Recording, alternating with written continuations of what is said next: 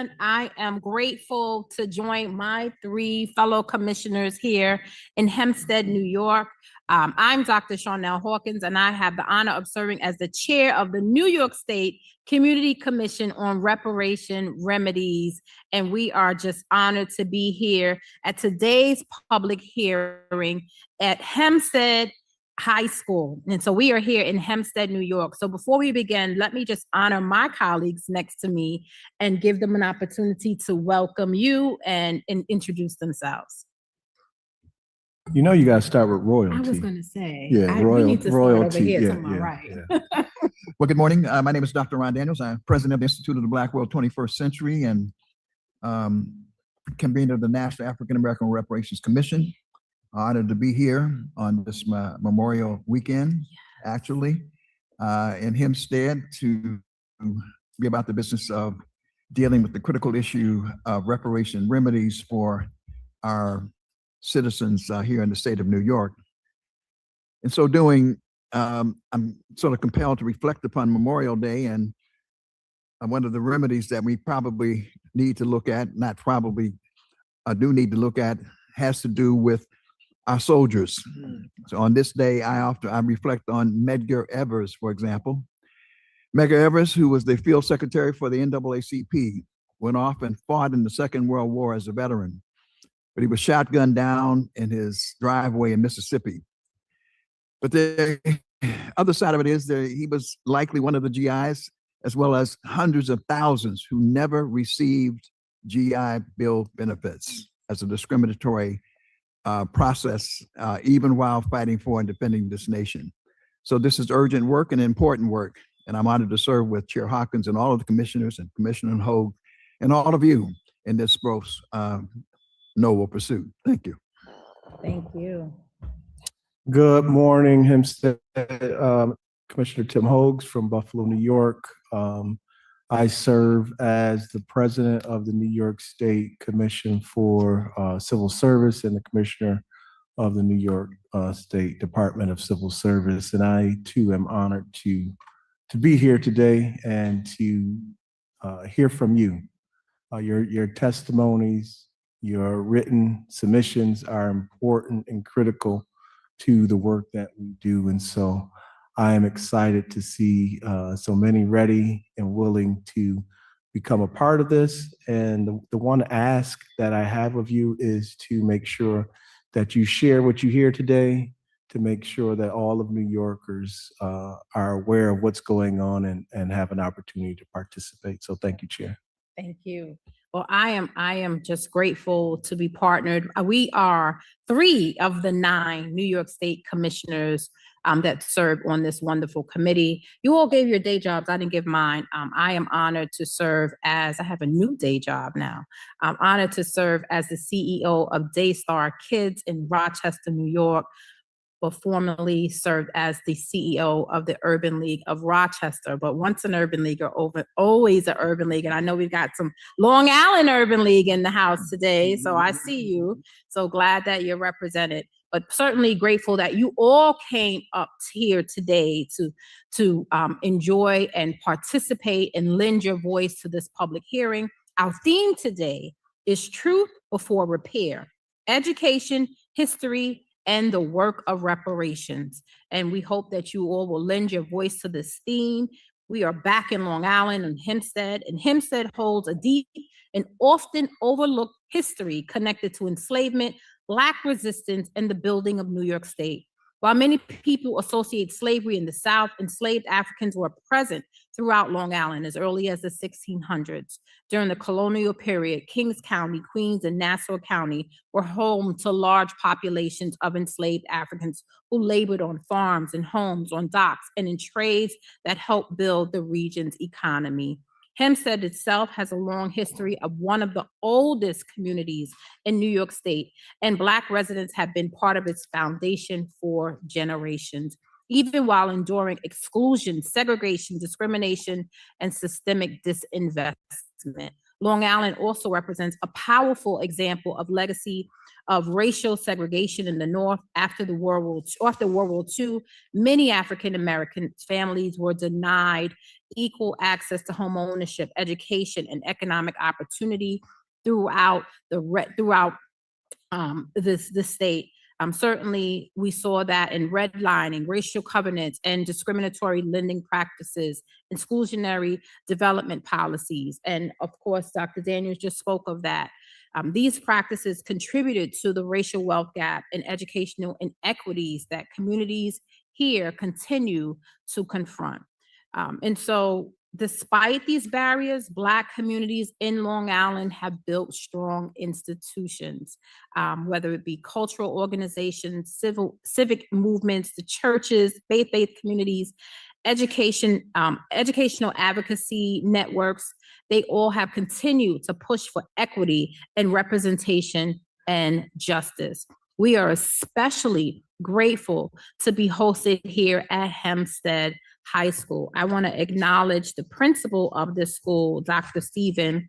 I want to thank him for his leadership and the opportunity to be at this beautiful, beautiful campus. We were just admiring this campus.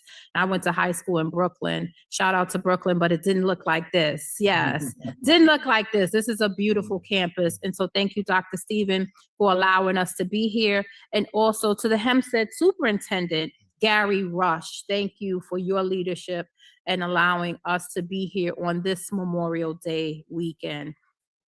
We are grateful to be here. So with that, I want to also just thank the people of Hempstead because you came out on a holiday weekend. We want to acknowledge that this is a Memorial Day weekend. It's a Saturday morning and you are here. So let's give you a round of applause. So again, we're at Hempstead High School, a school that has served generations of young people in this community and represents the importance of education, opportunity, and community voice. Public schools have often been at the center of both struggle and progress for Black communities. From the fight for educational equity or the demand for fair funding, responsive education, and safe learning environments for all students. So today we gather to continue the commission's work of examining the legacy of enslavement and continuing impacts on African Americans in New York State. So we are here today to listen. We are here today to learn, and we are here today to bear witness. And most importantly, we are here to ensure that the experiences, the histories, and recommendations from this community inform the final recommendations from this commission that we will deliver to the governor and legislature. So we want to thank you again for being here and being involved in this process. So at this time, it is my honor to bring our great Assembly Member Szilagyi here and to the podium. And she is, as you know, District 22, but also the co-sponsor to this bill. And so the commission would not have been established without her leadership. So we are grateful for her leadership today, and we want to honor her as she brings greetings and welcomes you all here today. So thank you. Let's give a big round of applause to Assembly Member Szilagyi. Greetings, everyone. Greetings. How exciting it is today to be able to come together as a community and really have conversations of ways that we can empower each other. So really today, I'm just honored to welcome each and every one of you to the work of the New York State Community Commission on Reparations Remedies. And for many of us, slavery is not a distant feeling. It's not another place, another time. You may think it is, and when we talk about Long Island, we know that its history is closer than we often want to acknowledge. New York is not untouched by slavery. Long Island has been home to enslaved Africans who built the wealth, cultivated the land, worked households, and contributed to local economies while being denied freedom and opportunity. And although slavery had formally ended generations ago, we know that its vestiges still continue today. And so I appreciate the commission for making today's theme, Truth Before Repair, because the truth is a foundation upon which lasting solutions must stand. So as we talk today, I know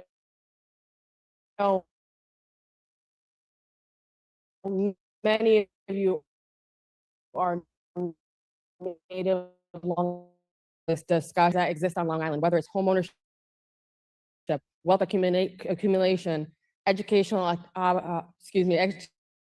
educational opportunities, health, sustainable hospitals, the access to economic mobility, which is often denied to us. It's not anything new. And we see the patterns of segregation and redlining that has packed us and stacked us into certain communities and denied us access to many other communities. It's what we live to every day as Long Islanders. And so we have to really identify ways that we can move to greater fairness and opportunity.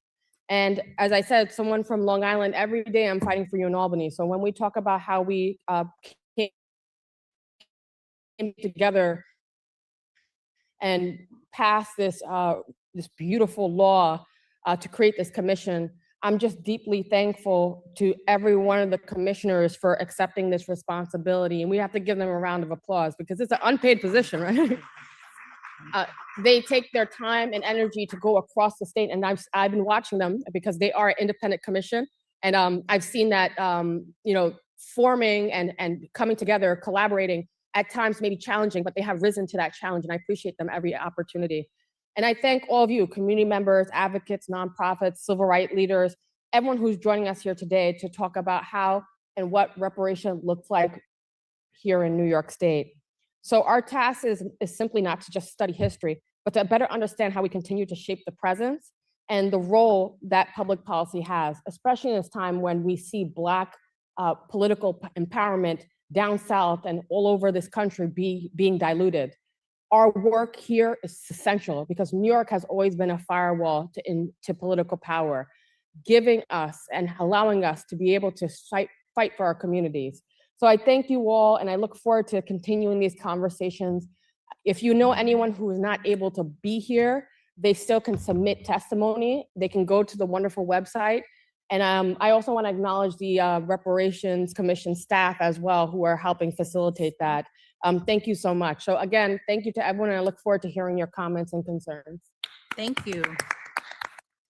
Thank you, Assembly Member. And we want to, first of all, acknowledge that we have Assembly Member Noah Burrows here of District 18. This is your community. And so we want to, if you would like to bring greetings, we'd be glad to give you the microphone. And so thank you. Let's give our Assembly Member a round of applause.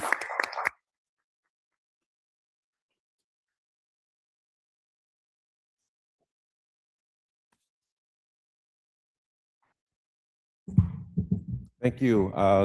Good morning. Is it still the morning? First, I want to give thanks to the superintendent of the Hempstead School District, Gary Rush, for allowing us to use the space. He was so gracious in doing it, and it was not a thought that he had, he would give us the space. It was something that he just said, of course, let's do it. Also, I want to give thanks to Dr. Strong, principal of Hempstead High School, and all the rest of the staff. As well, we have school board member Joylette Williams here in the audience. I want to thank her as well because they also had to approve it. So thank you all. Reparations is something that here in Long Island, it should be something that's really very dear and near to everyone's heart, because there was a time where wealth was distributed, and wealth was distributed here unequally. After World War II, there was government entities, government loans that allowed World War II veterans to purchase homes. But because of specific laws that were written, designed specifically to ensure that Black people did not get loans to purchase homes here in Long Island, it made it something that's very, very difficult for people to have equity in terms of generational wealth in Long Island. So reparations, this conversation, the tour that the commission is doing, I want to give you a great credence and great credit for doing this because it's needed and it's well overdue. I think we have to continue to make sure that we get people involved to understand what the commission is working to do and make sure that the community has a voice, and making sure that everyone's specific examples are heard. I know, times people they look at individuals and they say, hey, you're successful, you don't need reparations. But there's a lot of people in someone's family who may not be in the same position as the person that you're talking about. There's a lot of inequalities that took place that hurt individuals. So the purpose of this is actually to see how can we restore that. And so again, I want to give you great credit for it. And I want to continue to hear to see what the community has to say about this. So thank you. Thank you. Thank you, Assembly Member. Next, first of all, we want to acknowledge that our elected officials are tirelessly working even on a holiday weekend. So we want to thank you for being here. We have another elected official. We have our Nassau County Legislator, Vivian Russell, here. We want to welcome you. If you'd like to bring remarks, we honor you with the microphone today, and thank you for being here. Let's give her another warm welcome.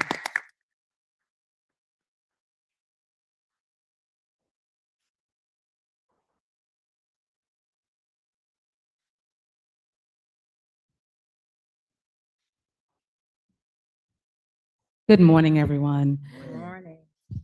In this vein of my colleagues, Assemblywoman Salages and Assemblyman Burrows, I also want to thank the superintendent and the principal of Hempstead High School for opening the doors. The Hempstead community is one that rallies together and always abides in what is best for the community. So I wanted to thank them for that. And thank you to this commission. I want to say a special thank you to Mikhail Salaj for inviting me here this morning. It's so important that we as elected officials stay involved in the process. You elect us to be your voice, but we also need to hear your voice. And so I'm thankful for all of you that came out this morning to be here. And to this commission, thank you for volunteering your time to do this great work. We talk about the inequalities here in New York State, but particularly here on Long Island, because there is a perception that Long Island is very, very wealthy. Even if it is wealthy, it does not mean we do not deserve reparations for the wrongs that were done to us. And so I want to make that clear.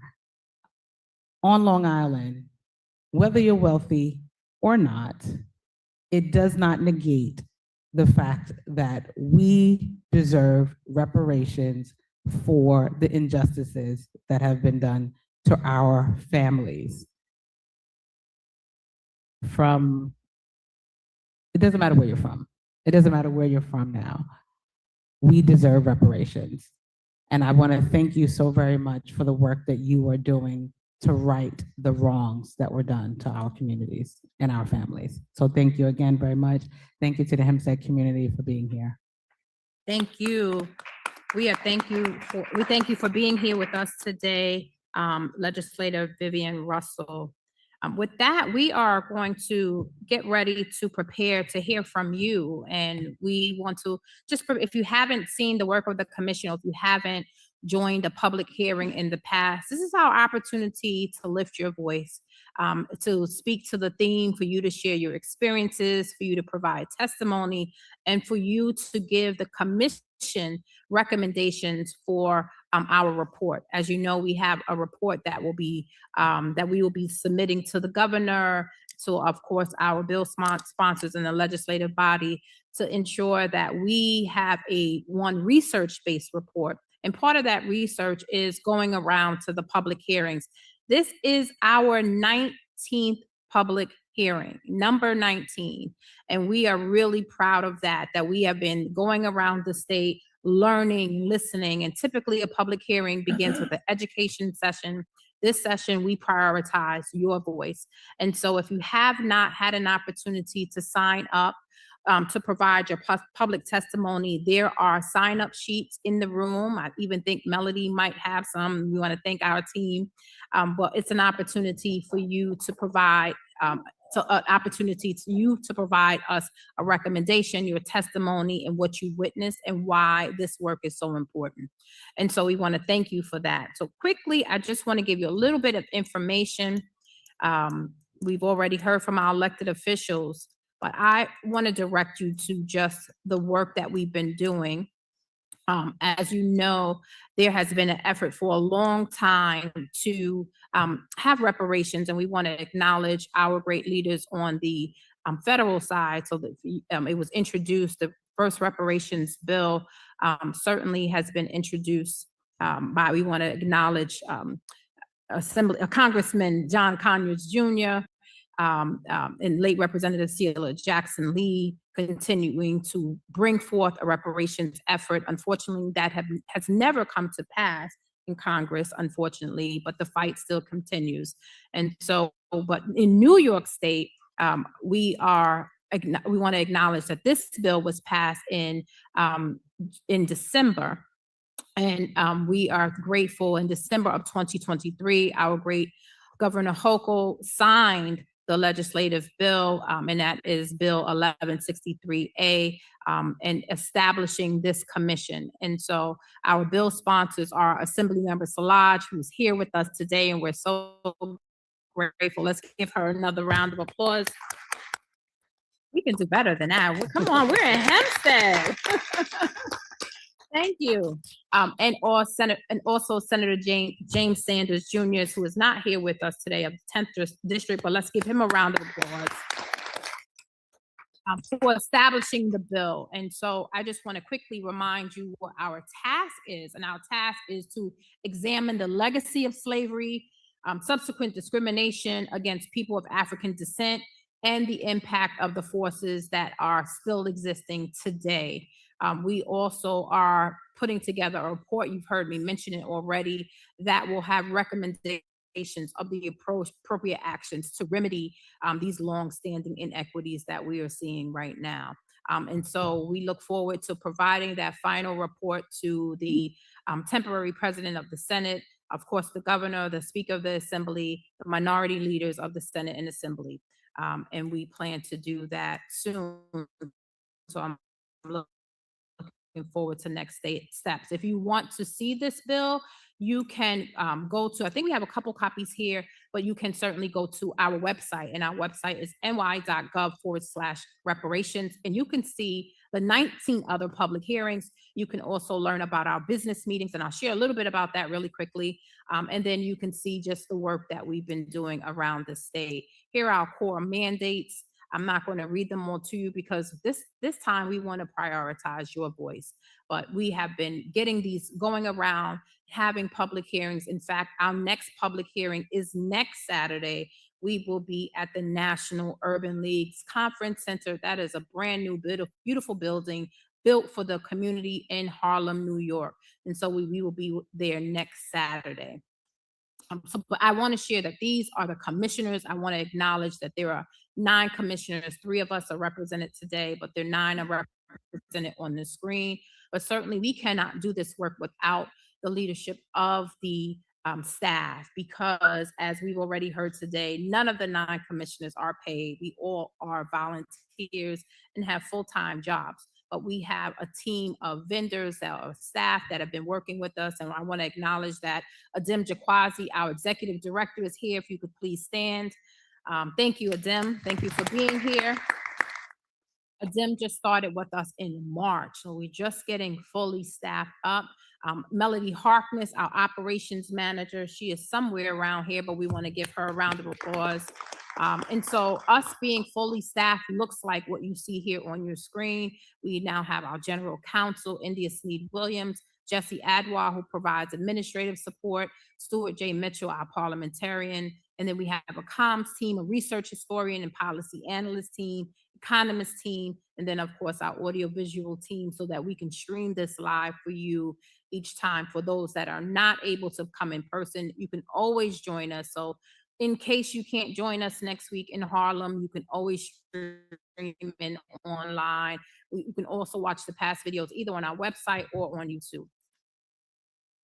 We also have an executive committee. I just want to go back and just acknowledge that the executive committee really provides the support to the staff through the times that when we're not in interim, when we're not meeting, but making sure that the staff have a support and some guidance on behalf of the commission. So we want to acknowledge our executive committee, but also acknowledge that we want to hear from you. And so if you go to the website, which I mentioned already, ny.gov/reparations, that's our official website. But you also have an opportunity to, if today you're inspired by what you hear, or maybe you felt like you don't have all of the words you want to say put together, or your ideas fully developed, you can send us an email. You can send us an email, or you can even call in and just share your recommendations or your policy recommendations to the commission. So the email is on the screen here, and we all receive a copy of that email, which is a great opportunity for us to be engaged with you. And so you can email us, or you can, as you are here today, those that are here in Hempstead, you can attend a public hearing. And so we have two types of meetings. In the business meeting, we learned last week that folks don't like to attend our business meetings. But our business meetings are where we get to do the primary work. And so this is where we take care of our internal business. We have internal discussions. We vote on next steps for the commission's work. And so those meetings aren't as exciting because we're not hearing from your voice, but it is an opportunity for us to conduct business. And those meetings are open to the community. We just had one 2 weeks ago, and we'll continue to do that work. So you'll continue to see those meetings. You can watch a business meeting online, or you can attend a public hearing like you are today. And our public hearing is where we provide an opportunity for the community to lend their voice and provide testimony relevant to the theme or what's important to them. And so you're talking about why you believe or not believe reparations should move forward in New York State. And so we look forward to hearing from all of those that are with us here today in Hempstead. As I've said, you can provide written comments, or you can get involved by calling in. I want to just share that you can call in, and you can learn more about that by looking at this screen here. But the number is 518-473-3997. So you can call in and lend your testimony. I want to make sure that you all are reminded that we have an opportunity for you all to speak. And so that opportunity to speak is by signing up. We have a form here. Right now, we have a few people that want to speak and share their testimony, but you can sign up. And so, Melody, if you can get another form for individuals, and so that they can have an opportunity to speak. I'm going to go back and I'm going to take my time really quickly just to share one screen that I think is really important. So if you all would give me an opportunity to share that. If anyone wants to speak, just raise your hand. They will be sure to give you a form.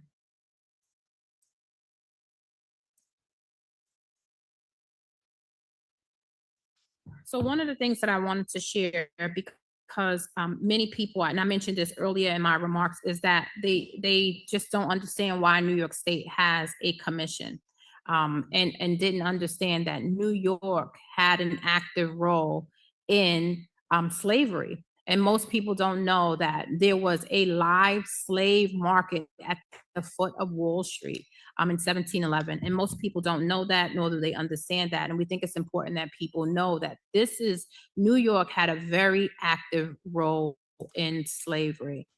And so one of the things that I wanted to bring, slavery was introduced to New York City when the Dutch settled in 1626. Those are early writings that we have about that, where African men and women were brought here to New York State. And there were egregious crimes against individuals, Black individuals, African Americans here right in New York State. So we think it's important that we just highlight that and make sure that you understand that there was a slave trade right here in DC. Thank you. I mean, in New York State. I'm sorry. I also want to make sure that you understand about the pervasiveness of slavery. There was the census record. You could see how this documents how widespread slavery remained in New York State, especially after abolition. New York State did not fully abolish slavery until 1827.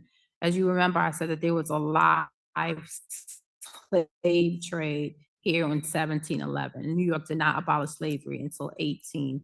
27. So it reflects New York State's complicity in systems like slavery. And then we had the well-known 3/5 clause. And so New York was certainly involved. I also want to share this vision right here, this image. It certainly contrasts the brutality of slavery and the hope of freedom, of education and fair wages and home ownership. This was the vision that Black individuals had, and the promises that were never fully realized. And so the work of reparations is certainly about repairing, having remedies, and certainly what are our next action steps here in New York State. So we thought it was important to mention that before we move forward with your public statements. So with that, I will make room for public comments. So what we'll do is we'll ask you to come to the microphone. There are two microphones here. And when I call your name, you'll come to the microphone and you'll have 3 minutes to provide public statements. So the first. So also, I'm sorry, Chair. So if you have mobility issues, you can just raise your hand and we will get the microphone to you. So Thank you. don't worry. So Divine Prince is first, and the next person after that is Brooke. So if you would begin to come to the microphone.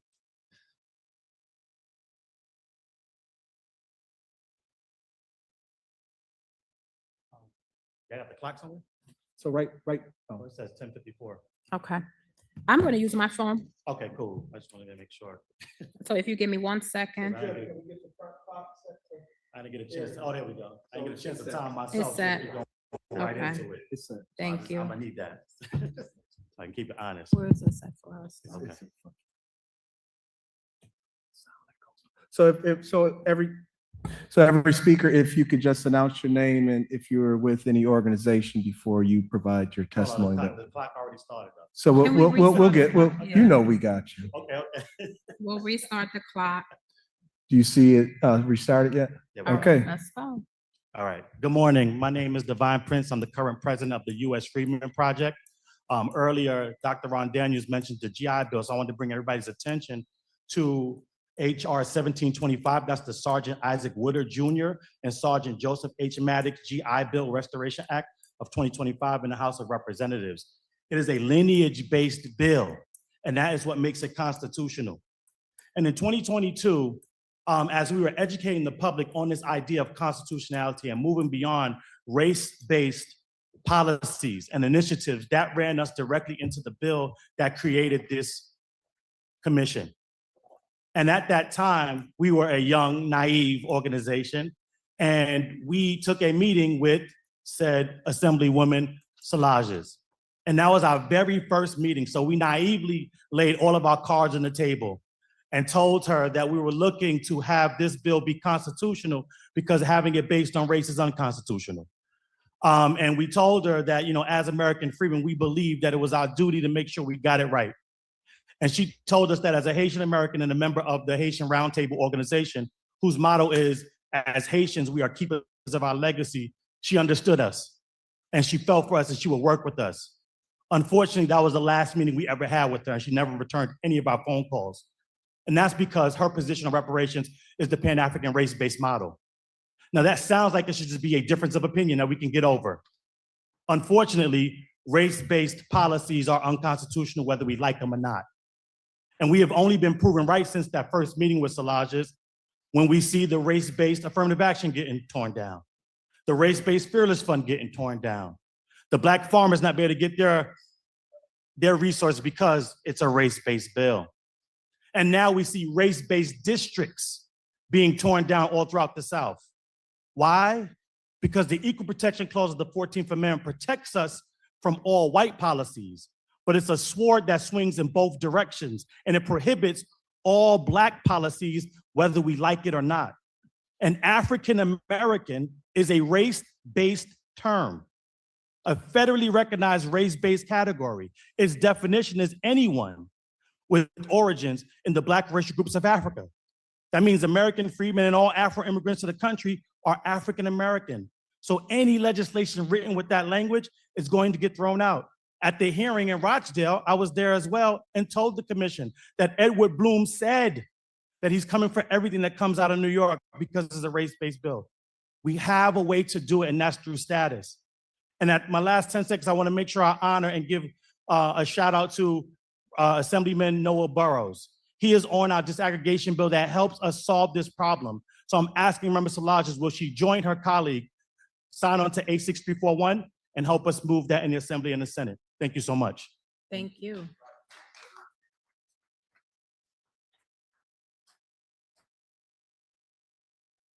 Next, we have Brooke. After Brooke, I'm sorry, is, okay, if someone can help Brooke. And next we have, after Brooke is Muhammad. Or, I think it's Aubrey Muhammad. I'm sorry, I'm having a challenge reading your first name. That's good. Okay. All right. And that so could you work. can go ahead and come to this microphone. You'll be after Brooke. Assemblymember Salages, let's be very clear. The people you descend from did not build, cultivate, or develop the land we are standing on today. You stand here pushing a bill that is not only deeply flawed, but unconstitutional at its core. You praise nonprofits and public, but when the U.S. Freedmen Project raised concerns, you shut them out. You didn't want to hear their comments. You didn't want to hear their warnings. And you certainly didn't want to hear anything about constitutional issues baked into this legislation. You have worked overtime to undermine this entire commission by attacking its foundation, a foundation rooted on specific historical experience of foundational Black American freedmen whose ancestors were enslaved in the United States. Instead of respecting that lineage and that legal claim, you are fighting tooth and nail to secure a status for individuals who are not citizens, who are not voters, and who are not the people who elected you. You show more urgency for non-voting populations like TPS than you do for actual constituents who put you in office. That is a betrayal of responsibility. Now, to Sylvia Vivian Russell, yes, it does matter where someone is from. Reparations is in the United States. Reparations in the United States are owed to the descendants of those enslaved by the U.S. government on U.S. soil. That is a specific lineage, a specific harm, and a specific debt. Peoples whose ancestors were enslaved elsewhere have their own governments to petition, and many of them are. That does not erase, replace the claim that Black Americans whose ancestors were enslaved here. Dr. Ron Daniels spoke about the history of slavery right here in Hempstead. That history belongs to the people whose families lived it, the people whose ancestors were enslaved, emancipated, and then systematically oppressed in this country. Salages, your family was not part of that history. The people who were are the ones whose lineage forms the basis of this Constitution, this claim, and this fight. And that's why this matters. This is why we will not allow the lineage-based foundation to be erased, diluted, or replaced. The debt is owed to the people whose ancestors endured it here, and we will not let you rewrite the truth. I want to thank the grassroots for funding us for being here today. And if you want to send emails to Salages regarding this, go to BREUCK calltoaction.com. That's BREUCK calltoaction.com, and send emails to her and all the other legislators regarding this unconstitutional bill and regarding our delineation and disaggregation bill that is now stuck in the Finance Committee in the Senate. Please send emails to James Sanders, who is the author of the bill, but refuses to bring the bill for a vote in the Senate. Thank you. Thank you. So next is Aubrey Muhammad. Thank you. Peace in the name of Allah. I'm Aubrey Muhammad. I pray that everyone is well. To be simple and clear, reparations is compensation and atonement for foundational Black Americans who built the foundation of America. And we have received nothing in return but a Holocaust that is unatoned to this day. And off the jump, coming in here, something that's wrong with the energy from this commission and those involved. It seems like a stall tactic. We're right here in Hempstead. It's right, slavery was here in the 1700s in this area. Democrats, you fund what you want. Right now, Democrats and Republicans, you have teamed up together to gentrify this village. This village was basically Caucasian in the 50s. Then in the 60s, our people came up from the South. My mom came up here in 61. White flight. It was all black town, village, up to the 90s. Democrats, you imported from South America replacements for us. Foundational Black Americans who have not been compensated for our exploited labor that built America into a superpower that attract these scabs. Scab is a replacement, cheap replacement, exploited labor. That's all you want them for. They're buffers, a scared class. Because foundational Black Americans be fed up with this crap. You're gentrifying this village. You're importing Latinas to displace the foundational Black Americans back to the South. And Democrats and Republicans, you team up for that. You imported 25 million, Democrats, you imported 25 million of these import replacement buffer class for your voting rolls. And you prove the energy from this commission is not towards us. You just, my man, you just put him at the head of the commission, I believe it was. I heard an African name. That's not a foundational Black American. How would he have empathy for our cause? You don't feel our pain. You're not from the soil. This is all you do. Thank you, Mr. Muhammad. You know, reparations is for foundational Black Americans. Trump just proved he looked out for his people, gave a compensation plan, 1.7 billion for his team. Look out for our team. We demand, or else.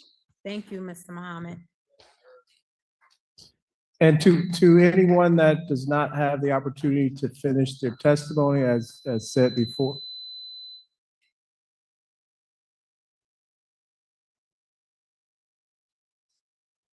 as we mentioned before, you can submit your complete testimony to either the website or you can call in to deliver it orally. And that number is 518-473-3997. So next we are going to have, we want to thank you for signing up. Next, we are going to have James Hodge, and I apologize if I've mispronounced your name, and William Moss are next. Okay, and is that, can you just tell me your name? Okay, thank you, Mr. Hodge, for being here. So next we have William Moss and Lynette Battle, and then Susan Gottrear, I'm sorry if I'm mispronouncing that, will be next. So William Moss, are you here? Thank you, Mr. Moss. Well, Mr. Moss is coming down because, you know, it takes a little time to come down the steps. Lynette Battle, if you can prepare.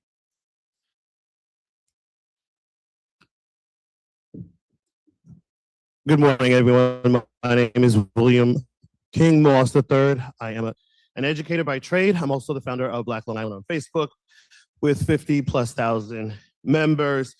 I come here today to ask that these things be taken into consideration for the reparations movement here in New York. Number one is hiring of public school teachers and administrators. As you know, the public schools have been the civil rights foreground and battleground in this country. That war is not over. Some battles have been won and some battles have yet to be won. We have integrated school children. We do not have integrated school jobs. Here in New York State, 15% of the 733 school districts have all white faculties. That is still modern day segregation when it comes to public school employment. Black people are being kept out of many school districts throughout the state, and that needs to be addressed. There is a bill on the floor called the HOPE Act, hiring outstanding professionals in education. That is an equal opportunity bill. No, it's not a DEI bill. It's just leveling the playing field.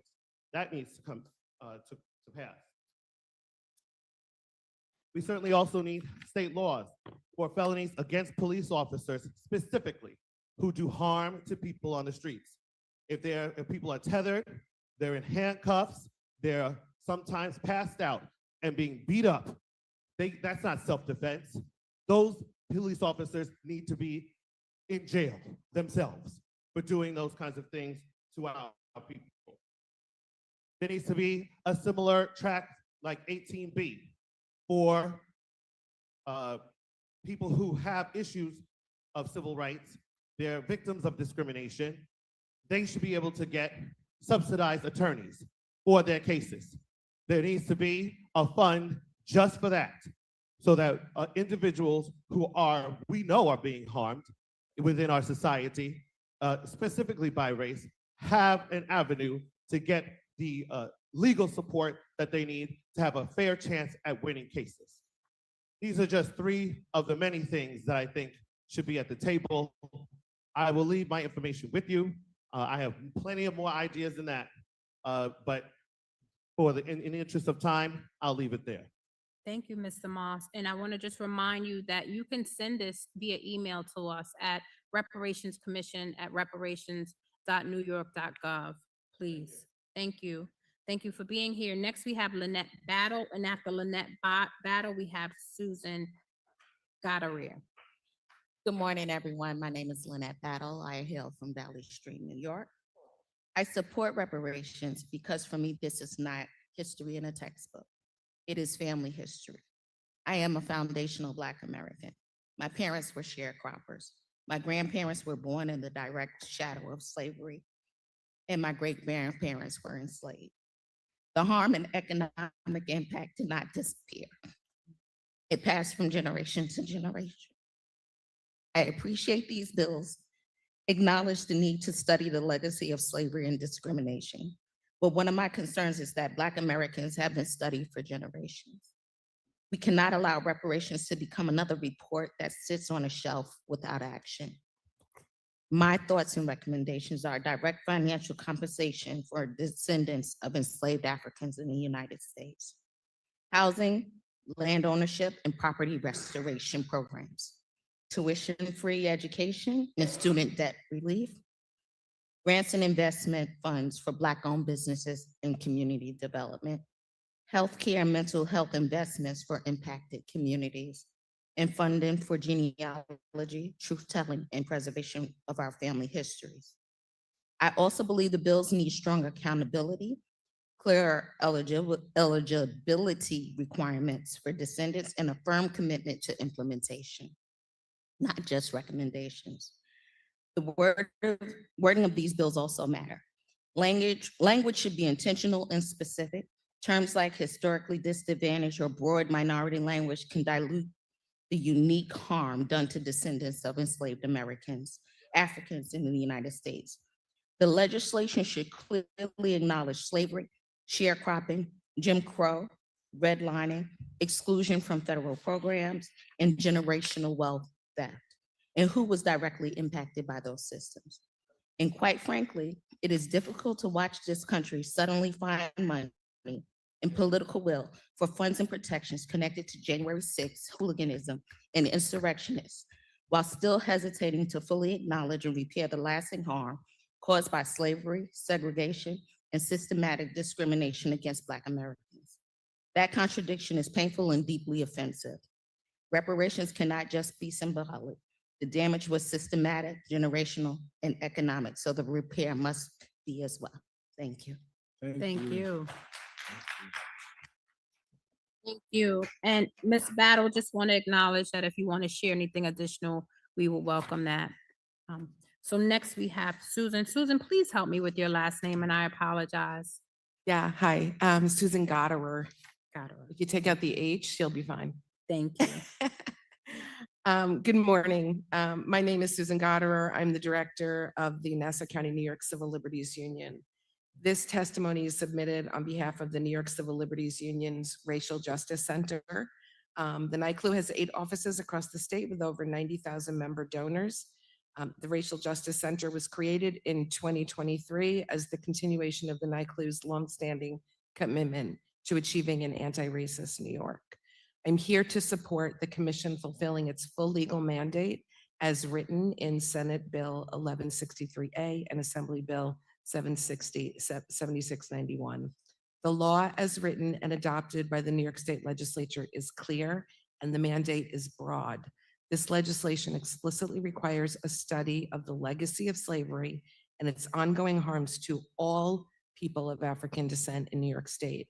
The statute was intentionally written broadly to capture the full spectrum of slavery-based harms and subsequent discrimination. A comprehensive and broad framework allows the Commission to build a robust evidentiary record of the full range of harms caused by government-sponsored discrimination, such as redlining, exclusionary zoning, and inequitable public investment. These government policies have affected Black New Yorkers regardless of lineage. Excluding a subset of Black Americans would leave a significant portion of documented racial injustice completely unexamined. We strongly urge the Commission to commit to its full mandate and resist pressure to narrow its scope, because a thorough and inclusive process honors the breadth of experiences shaped by slavery and the centuries of subsequent discrimination that followed. Thank you.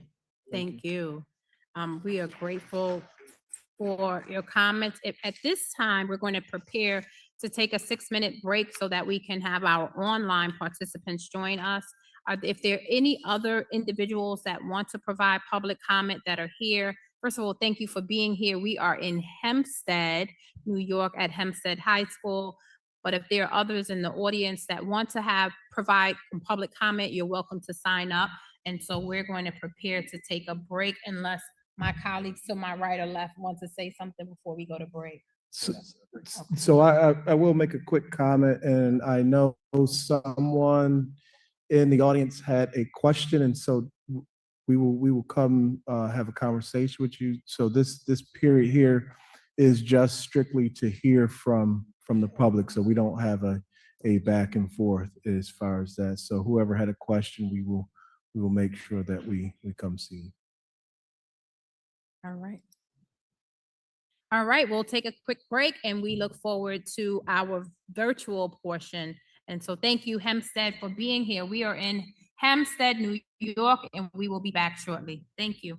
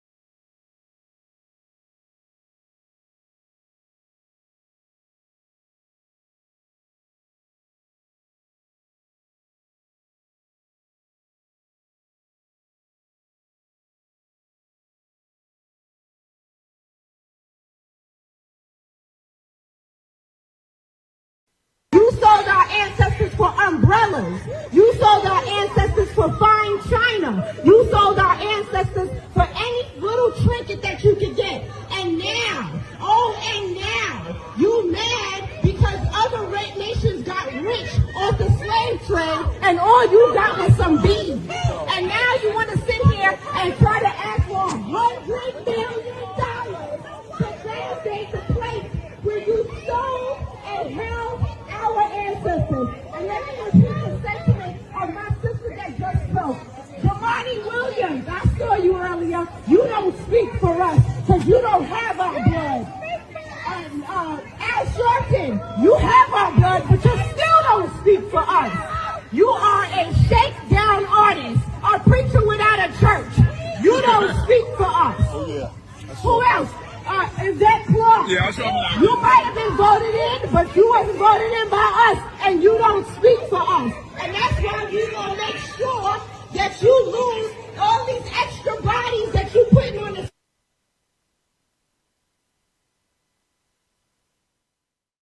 You sold our ancestors for umbrellas.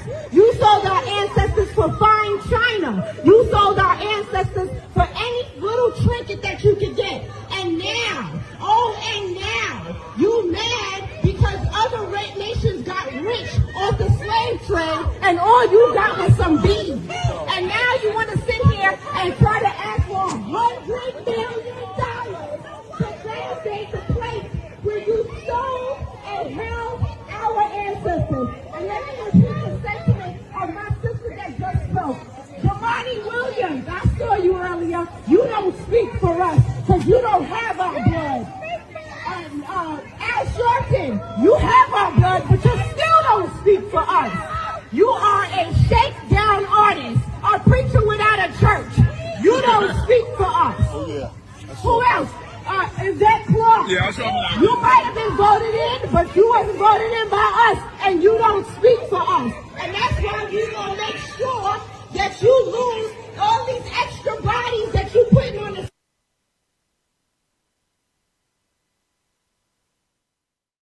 You sold our ancestors for umbrellas. You sold our ancestors for fine china. You sold our ancestors for any little trinket that you could get. And now, you mad because other nations got rich off the slave trade and all you got was some beads. And now you want to sit here and try to ask for $100 million to validate the place where you stole and held our ancestors. And let me repeat the sentiment of my sister that just spoke. Jamani Williams, I saw you earlier. You don't speak for us because you don't have our blood.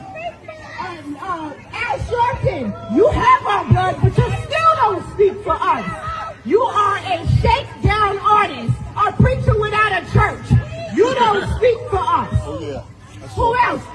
Is that Clark? You might have been voted in, but you wasn't voted in by us, and you don't speak for us. And that's why we're going to make sure that you lose all these extra bodies that you putting on the.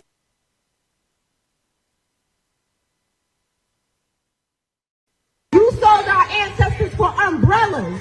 You sold our ancestors for fine china. You sold our ancestors for any little trinket that you could get. And now, you mad because other nations got rich off the slave trade and all you got was some beads. And now you want to sit here and try to ask for $100 million to validate the place where you stole and held our ancestors. And let me repeat the sentiment of my sister that just spoke. Jamani Williams, I saw you earlier. You don't speak for us because you don't have our blood. Al Sharpton, you have our blood, but you still don't speak for us. You are a shakedown artist, a preacher without a church. You don't speak for us. Who else? Is that Clark? You might have been voted in, but you wasn't voted in by us, and you don't speak for us. And that's why we're going to make sure that you lose all these extra bodies that you putting on the.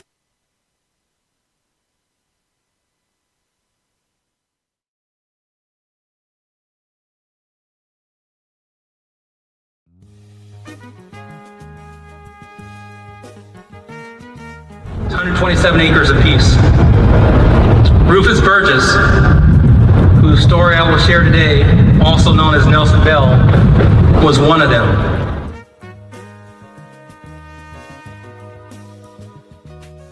And I want to really, just express my thanks for everybody that made it out for such an important tour that you guys are going to be blessed with.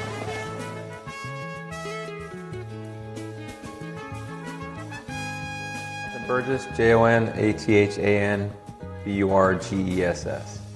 Yeah, no, I mean, like I said, I was born in the 70s, but as far as family history and lineage, my family dates California before it was actually the state of California. So my great-grandfather was brought here in 1849 as a slave.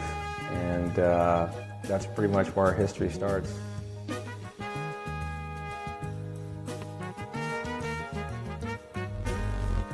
Jonathan Burgess, Jonathan, last name Burgess, Burgess.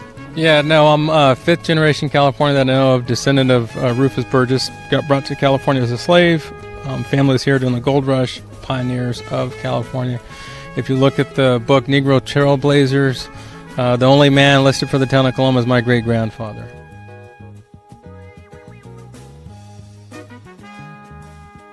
Job, actually staying true to my words and not editing everything out. There should be a Washington Journal, I think, is coming out next week or so. So yeah, that's just running its course, and we're waiting on Gavin or the president, and potentially the NAACP, since all the documents are there.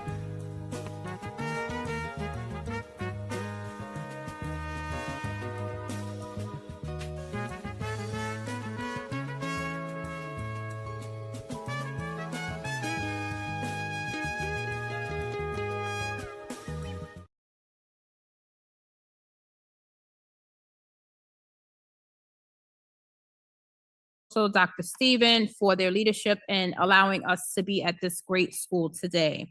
And so we are looking forward to our virtual portion.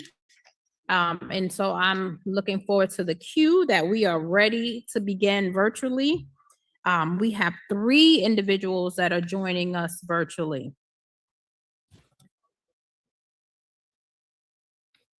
So first we have In the Box Media. We also have Yvonne Anderson, and we have Kurt Joseph. So those 3 individuals are joining us online. You will go in that order. So In the Box Media, Yvonne Anderson and Kurt Joseph, we are ready for you, and we are ready for our technology folks to get them on the screen. While we're waiting, I want to acknowledge that we also have Kiana Hobdy. She is the president of the North Shore NAACP. She is here with us in the house. And so thank you for being here.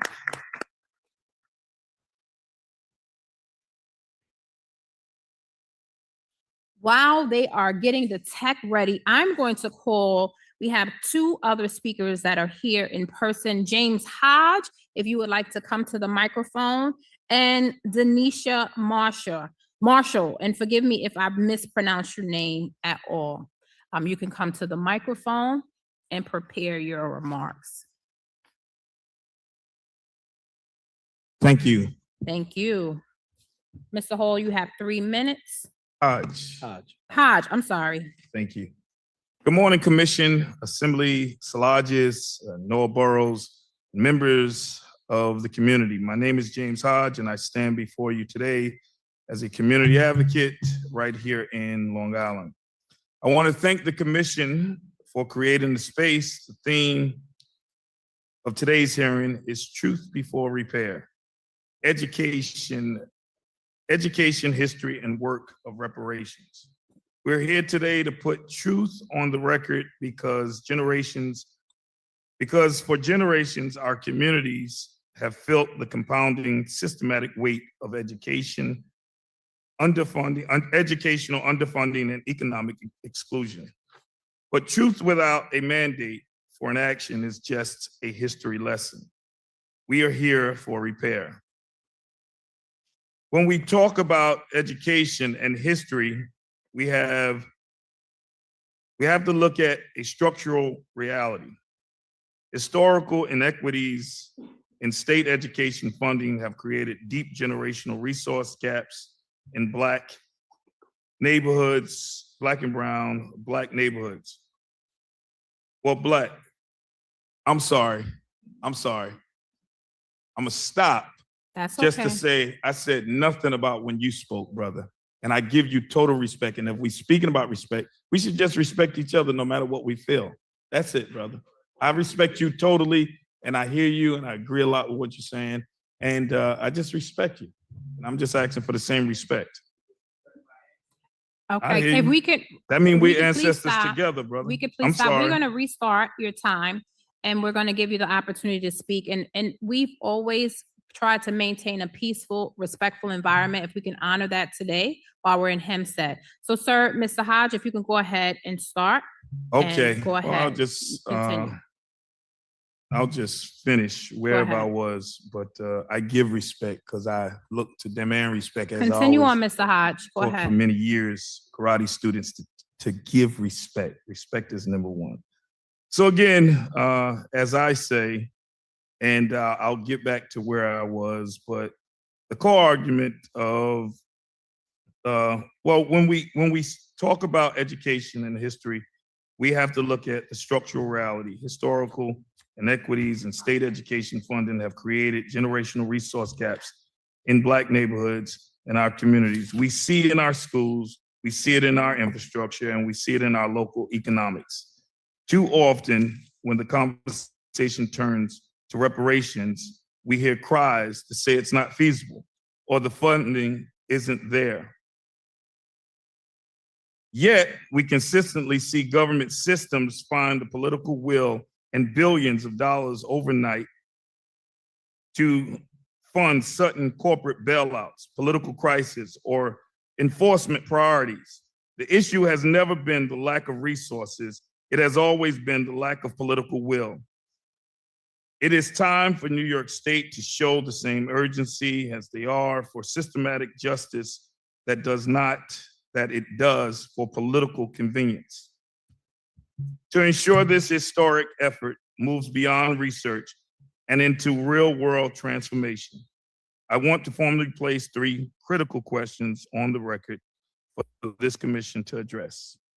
What specific mechanisms in the commission exploring, what is the commission exploring to ensure that the final recommendations include legally binding permanent funding equity for historical underfunded schools in our districts?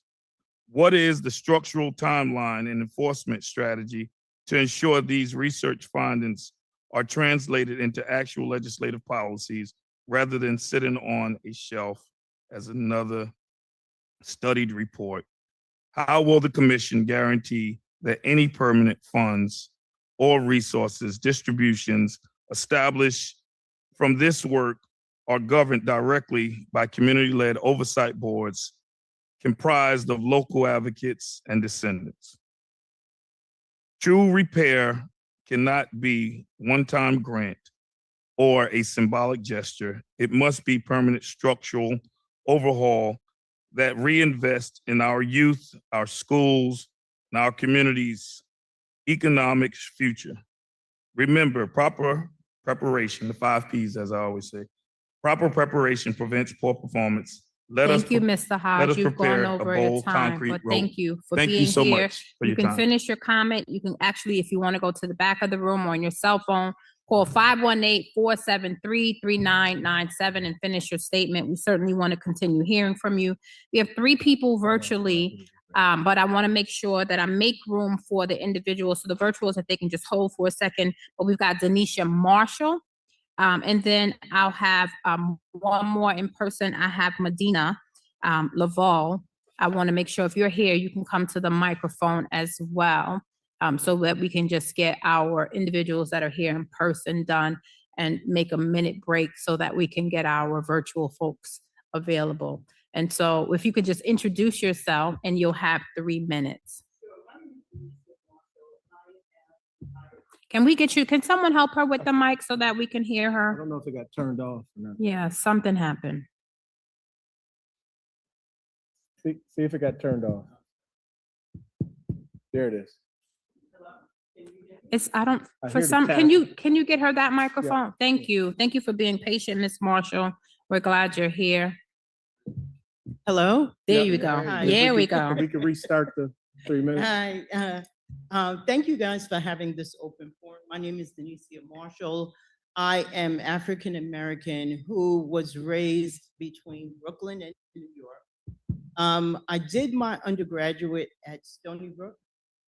I'm also a graduate of Adelphi University and Teachers College. And I'm going to say that and I work in education. I work at York College.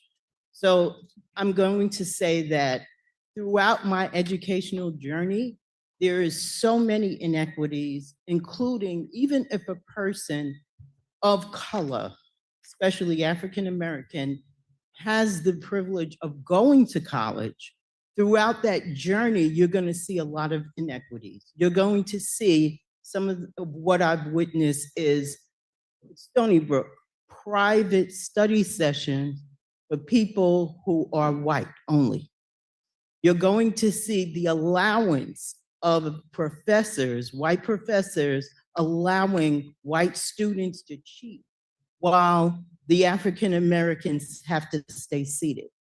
So there is so much to unpack here. I mean, we could go around neighborhoods and see the inequity in just the infrastructure. But when you get actually into the system itself, it's so much from the people who get grants, from the people who get the best internships, that it's going to lead them to management roles.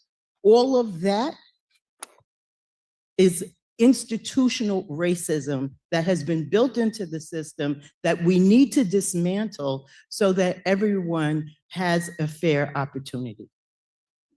Thank you. Thank you. Thank you, Ms. Marshall. Ms. Marshall, if you want to send any links or anything, you can send it to the commission. The website is on the screen, Reparations Commission. You can email it to us at reparationsny.gov. Thank you very much for being here. One more person that's in person. I think it's Medina Laval. If I pronounce your name incorrectly, I apologize. You'll just state your name before you speak, and then we'll prepare for our folks online. For those that are here in person, for those that are watching online, we are at Hempstead High School in Hempstead, New York.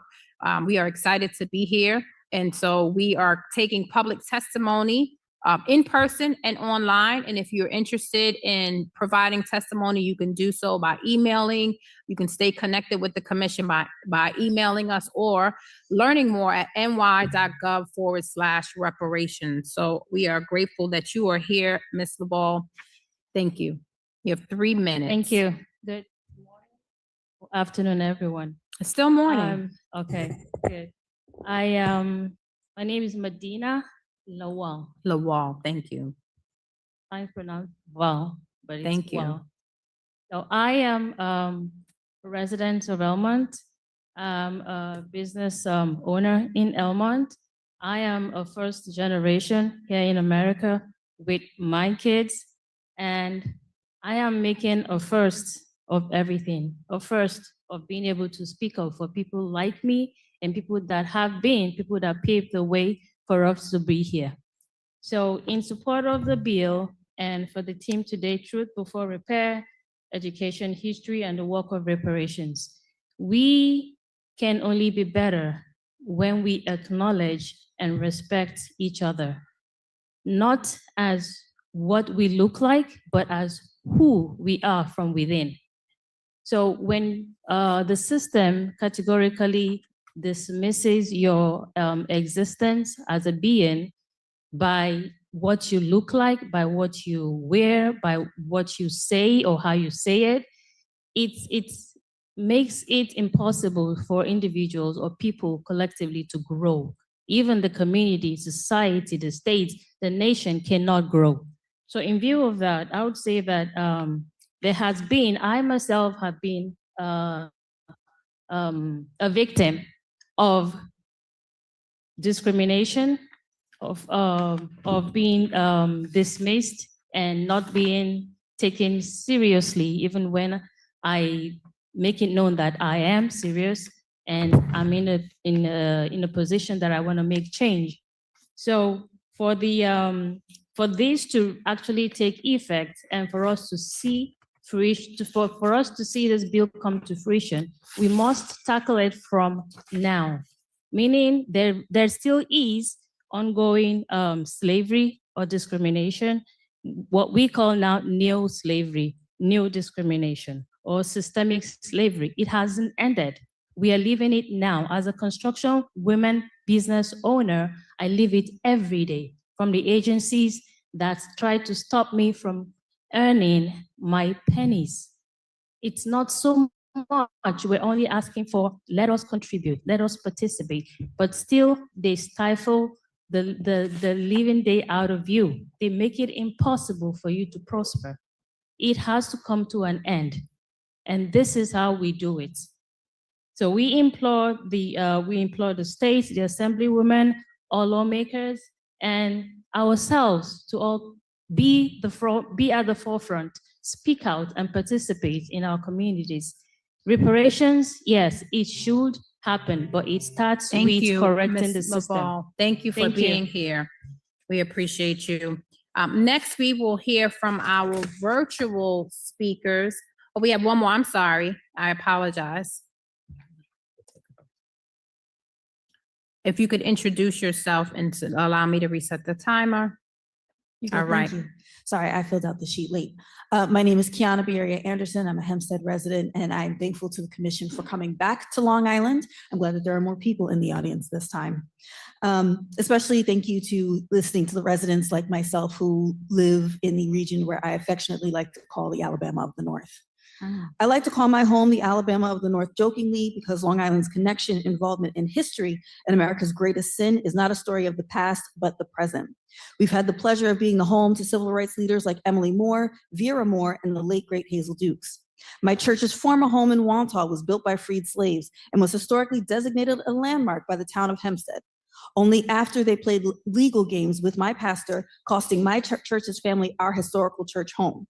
It's now the home to a growing Muslim community, which again is the target of racist tactics, preventing them from using this landmark site for their faith. On Long Island, the long-term impacts of slavery have resulted in a region segregated by race and class and exploited in as many ways possible. Nassau County was successfully sued in 1997 for shifting the majority of the property tax burden on Black homeowners. Instead of continuing on the path of fairness, Nassau County residents are now expected to grieve their taxes, a system that disproportionately benefits the wealthy and negatively costs Black residents the opportunity to become and stay homeowners. The town of Hempstead is the largest Black township in the region. The township has raised taxes on its residents, the highest to date in history in 2023. Another example of economic exploitation. Black Long Island residents continue to be the economic engine of a region with targeted racist policies. Nassau County has had stints of zero contracts with Black contractors, daycares owned by Black women threatening to close, and Black businesses struggling to stay open. Strangers come into our communities buying homes through tax liens, and our students are still subject to racist remarks while playing sports with majority white teams. Black communities are experiencing environmental racism with overdevelopment, brownwater chemicals, and PFAS and other substances in our water. We continue to be over-policed, and there is a legitimate argument to be made that the more money you give Nassau and Suffolk police, the more crime goes up. With police officers being involved themselves in drug trafficking and human trafficking and other domestic violence and other criminal activities here on Long Island. Long Island needs specific intentional calls for reparations because we are so far behind in this conversation still to date in 2026. It is my hope that the commission finds a way for there to be conversations of accountability for not just Black Americans, but for white Americans. Because here on Long Island, to know your history is to know your truth, and that is the only way to move forward. Long Island is one of the regions that has also been home to a Nazi camp. We know our history, and the only way forward for us to actively engage in proper reparations conversations is to fully dig into this soil and cleanse ourselves. Thank you. Thank you. Can you repeat your name again? Kiana Bieria Anderson. Thank you. And if you didn't get to finish your statements, please call in at 518-473-3997. We're going to just take a 1-minute break to allow our technology to make room for our virtual folks. But I want to acknowledge again for those that are watching online that we are in Hempstead, New York. Hempstead, make some noise as we are here on a holiday weekend on a Saturday. You all have come out. We want to thank our bill co-sponsor, Assemblymember Szilagyi. Thank you for being here, and thank you to her team for helping to put this event together. We are grateful for the turnout on this holiday weekend. And so if we'll take another short break so that we can prepare for our virtual partners on this conversation today. Thank you, Hempstead. We are excited to continue hearing your voice.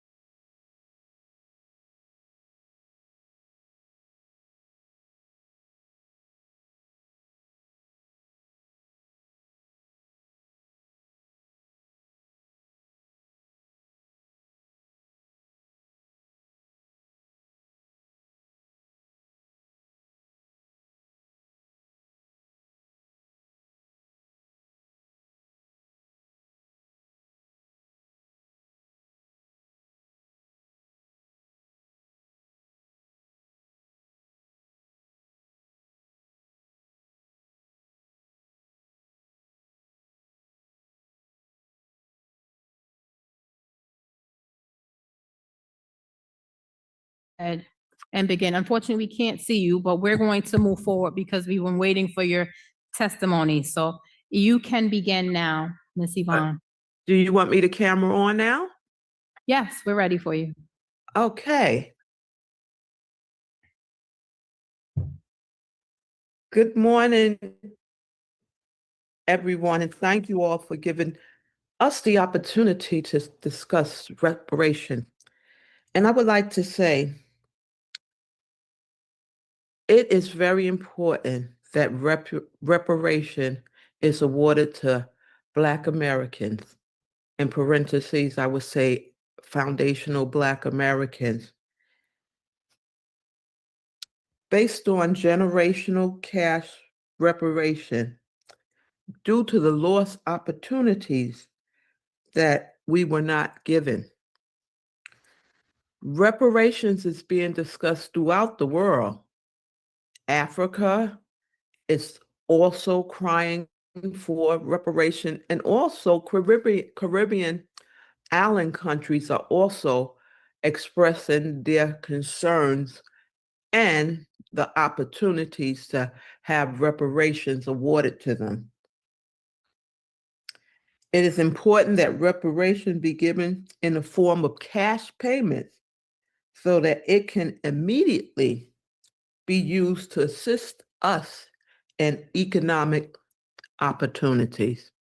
And with that being said, I would just like to express my gratitude for the panel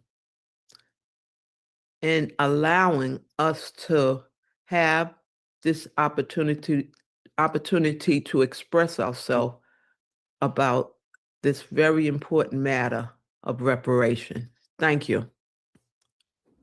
Thank you so much. Thank you so much for your testimony. And I believe we are going to In the Box Media, that is virtual, In the Box Media. Hi, good morning. Good morning. Yes, I am In the Box Media. I'm an independent journalist coming from Mount Vernon, New York, Westchester County.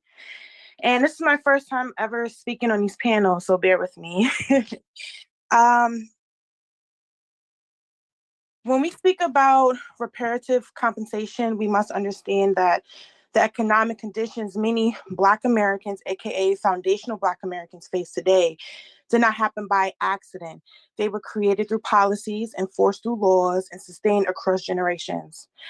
Even after slavery ended, Black Americans was promised freedom, but freedom without protection, resources, and economic stability left millions vulnerable to new systems of control. Jim Crow laws legalized segregation and stripped Black communities of equal access to education, voting rights, employment opportunities, and public resources. Entire generations was forced to survive without systems specifically designed to limit advancement. At the same time, redlining became one of the most devastating economic weapons used against Black families.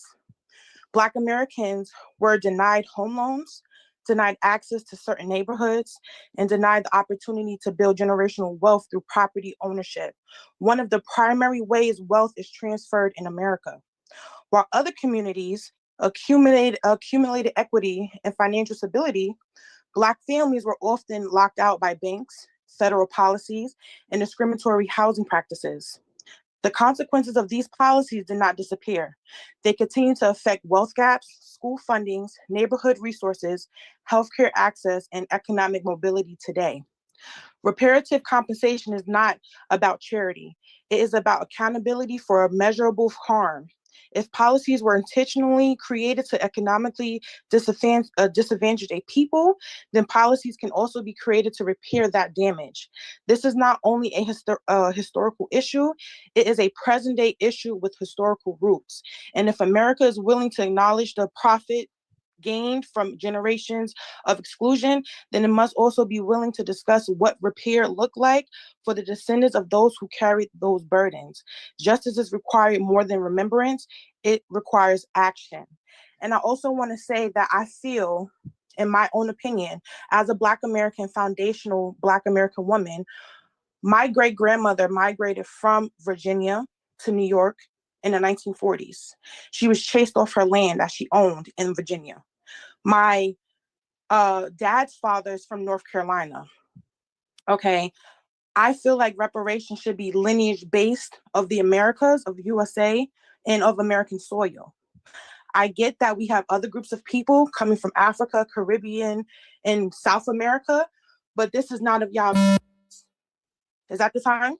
Yes, thank you so Okay. much. And once again, if you have additional testimony that you would like to submit, please do so at our website, or you can call it in. So thank you once again. We are going to go back to our in-person testimony, and I believe we have a Kiana Anderson. No? Oh, okay, you already went. Okay, thank you. And people were asking out in the hallway, who was that? And so, yeah, they appreciated your testimony. And please submit that as well. I think we have a George Reyes. Right, yep, you can take the. And then after George, there is Lisa Ortiz. Thank you very much. And if it would be all right with you, I just would like to correct my record. My name's Jorge. I'm sorry. Muñiz Reyes. So say it again for us. Jorge, that's Jorge, and two last names. Muñiz, Muniz, then Reyes. I know the government likes to chop off our names, but my name's Jorge Muñiz Reyes. Thank you. Thank you very much, sir. Please reset. May I start? Yeah, I was going to say, please reset your time to 3 minutes so you didn't lose time. Yeah, good. First of all, good afternoon, good morning, and thank you to everyone that's assembled here today for a very important conversation about justice. As I said, my name is Jorge Muñiz Reyes. I've been in Hempstead as a worker, taxpayer, got to work most of 2024, and I've come very, very often here. It's a community that reminds me a lot of where I grew up, not far on, well, I still consider it part of Long Island. It's Brooklyn, but I guess it's the county of Kings, and we're in Nassau County. And we got a different government here led by tyrannical Republicans, that I've worked most of my life to try to oppose because they're hurting all of us. Whether you're Black, Mexican, red, yellow, brown, we all in the same boat. We all targeted by white nationalist racists that want to go around and kidnap us. And by the way, let me just, I hate to give my back to my neighbors. I'd rather give my back to the government because they're not trying to help us at all. We know who's been in power and who's in charge right now. And it's sad and shameful that they doing studies about reparations when it's been clear in this day what they got to do to repair and give justice, give freedom to the Black, Mexican, indigenous communities and peoples that have been here long before the European white nationalists showed up and will be here long afterward. Give them everything that's due to them. Full justice today, not tomorrow, not a study, not another government panel, today. And you know what? One act of reparation they can do for my family can start immediately because they got a couple work days left in their Albany work session. And the Democrats who assembled this idiotic government panel can do a very helpful thing. In the budget they just passed, they said that they're gonna outlaw the Blakeman immigrant caging jail, which by the way, charges 60% of people who have never even committed a crime. They're caged in there for $200 a day. Bruce Blakeman is collecting those checks in your name. That's blood money as far as I'm concerned. And I know what we got to do with blood money. We got to abolish it. And these fools don't want to go all the way. The way to go all the way is called the New York for All Act. And you got to talk to everybody, starting with Noah Burrows, starting with Kiana. I'm talking about everybody. Go to Mr. Bruce Brewington and tell these fools to do their fucking job and pass the New York for All Act and abolish ICE. Give freedom to everybody. Give freedom to the Black man, the Mexican woman, the families that have been terrorized by these white nationalists long enough. Abolish ICE. Abolish these clowns. Put real people to work. Put the neighborhood. Put the freedom first. Fuck these clowns. Have a great day, y'all. So thank you. Thank you. Thank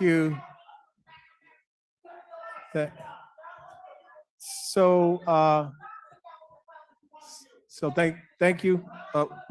Next we are going to Lisa Ortiz. Lisa Ortiz, thank you so much. If you need a second, you can take a second.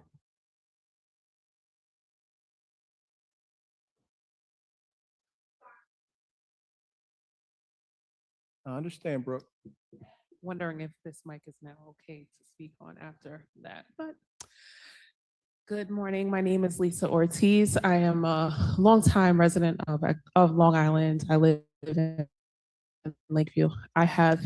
And I'm also an advocate in my community. I came here today to just share a little of my thoughts. On March 25th, 2026, the United Nations General Assembly voted officially to recognize the transatlantic slave trade and the enslavement of Africans as the gravest crime against humanity. Not to our surprise, the United States has voted against this, which is another prime example as to why I believe it was important for me to be here today and support the Commission's effort to pass and ensure that Black Americans receive their overdue fair compensation via reparations. Today, we are living through the aftermath of injustices that have plagued people of color. Here on Long Island, we have some of the most segregated communities. We pay high taxes, and our schools typically do not have the proper funding to support the needs of students they serve. When the idea of regionalization was introduced, there was pushback. Another example of the consistent attempts to prevent equity across all communities, populations, and give access to the same opportunities as privileged white Americans. The predominantly Black communities on Long Island exist as a result of redlining. Communities like Rockville Center force Black homeowners out of their homes, tearing down their homes, and push them into communities like Lakeview, Hempstead, and Roosevelt. Hempstead is an example of redlining in the fact that there is West Hempstead, predominantly white, South Hempstead, predominantly white, and the village of Hempstead, which, excuse me, my screen moved, which is a predominantly Black community. Local governments have cooperated and have a cooperated attempt to keep white communities as white as possible, limiting the access to create wealth through property equity at the same rate as white communities. A current example would be compared to what we see happening right now today in Levittown, a community that has at one time written into deeds that properties could not be sold to Black homeowners, to Black people. Under the umbrella of the United States of America, the United States of America, here in New York State and in Hempstead, we need reparations and we need them now. Thank you for your time. Thank you so much. So there are new individuals that just came in, and we appreciate you joining us. And I'm extremely excited that they are bringing our young people in with them to be able to hear and to partake in history and as a part of this discussion. And so we have our operations person bringing us a few more sign-in sheets. So if you just got here and you're just joining us and you want an opportunity to provide public testimony, please sign up and we will make sure we get you.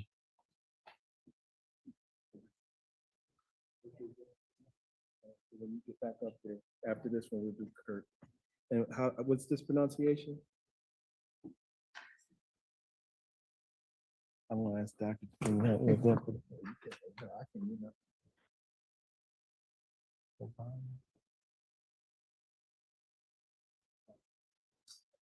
So I'm going to spell it, and I apologize. It looks like it's a A, B, maybe I-O-D-U-Y, and then last name is O. Jay, do we have someone? Okay. Oh, so so Melody, if we're ready for our virtual individual, it looks like Kurt Joseph. If we have our virtual Kurt Joseph is ready to provide testimony. Yes, I am. Thank you. You have 3 minutes. So I just wanted to start by saying that I'm hearing a lot of comments previously before me stating that you know, reparations and this discussion should only be for the lineage of those who are descendants of African slaves in the United States.